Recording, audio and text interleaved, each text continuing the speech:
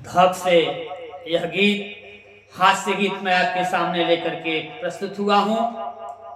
अरे कहब तो लग जाए धक से, अरे कहब तो लग जाए धक से, धक से धक से कहब तो लग जाए धक से। बड़े बड़े लोगन के महला दू महला, महला दू महला हो महला दू महला, और 3 तल्ला अलग से, अरे और 3 तल्ला अलग से। हमहन गरीबन के मड़ई जुलुम्बा, मड़ई जुलुम्बा हो मड़ई जुलुम्बा।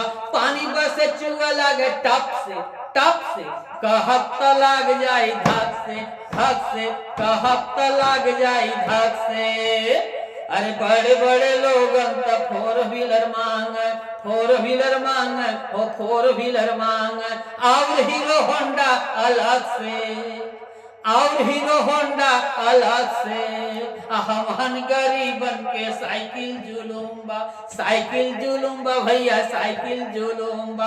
हवा भरे टायर बोले फट से, अरे हवा भरी टायर बोले फट से, फट से कहब तो लग जाए धक से, धक से कहब तो लग जाए धक से, कहब तो लग जाए धक से, धक से कहब तो लग जाए धक से। बड़े बड़े लोगन तो मैरिज रचाम, मैरिज रचाम हो मैरिज रचाम। रिसेप्शन कराम अलग से, रिसेप्शन कराम अलग से।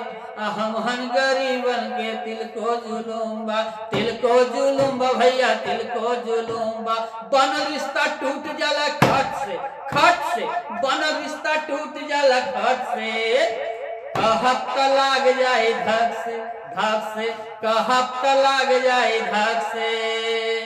बड़े बड़े लोगन तो, अरे बड़े बड़े लोगन तो फेशियल कराम, फेशियल कराम हो फेशियल कराम।